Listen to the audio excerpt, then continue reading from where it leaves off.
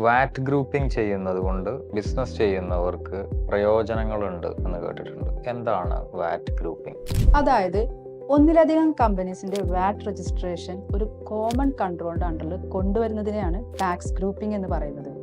ഇതിൽ parent കമ്പനിയെയാണ് representative member എന്ന് വിളിക്കുക. വാറ്റ് ഗ്രൂപ്പിംഗ് ചെയ്യുന്നത് കൊണ്ട് ബിസിനസ് ചെയ്യുന്നവർക്കുള്ള ഉപകാരങ്ങൾ എന്താണ്? എങ്ങനെയാണ് അത് പ്രയോജനപ്പെടുന്നത്? ഇതുകൊണ്ട് ഒരുപാട് ബെനിഫിറ്റ്സ് ഉണ്ട്. മെയിൻ ആയിട്ട് നമ്മുടെ ടാക്സ് റിട്ടേൺ സിംപ്ലിഫൈ ചെയ്യുക എന്നുള്ളത് തന്നെയാണ്.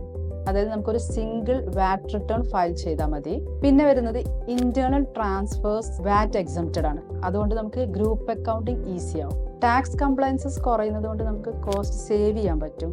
പിന്നെ നമുക്ക് ക്യാഷ് ഫ്ലോ മാനേജ് ചെയ്യാൻ പറ്റും. അതായത് നമ്മുടെ VAT ലയബിലിറ്റി സെറ്റ് ഓഫ് ചെയ്യുന്നത് കൊണ്ട് നമുക്ക് എന്ത് ചെയ്യാം, ക്യാഷ് ഫ്ലോ മാനേജ് ചെയ്യാം. പിന്നെ നമ്മുടെ വാറ്റ് ട്രീറ്റ്മെന്റ് സെൻട്രലൈസ് ചെയ്യാം. ഇതൊക്കെയാണ് അതിന്റെ മെയിൻ ബെനിഫിറ്റ്സ്. കോർപ്പറേറ്റ് ടാക്സും ഇതുപോലെ ഗ്രൂപ്പ് ചെയ്യാൻ പറ്റും. കോർപ്പറേറ്റ് ടാക്സ് ഗ്രൂപ്പിംഗും VAT ഗ്രൂപ്പിംഗും തീർത്തും രണ്ട് റെജീമാണ്. കോർപ്പറേറ്റ് ടാക്സ് രജിസ്ട്രേഷൻ തന്നെ എൻറ്റയർലി ഡിഫറെന്റ് ആണ്. ഇങ്ങനെയുള്ള കാര്യങ്ങളിൽ ആളുകൾക്ക് ധാരണക്കുറവുണ്ട്. തികച്ചും വ്യത്യസ്തമായ രണ്ട് പോളിസീസ് ആണ്.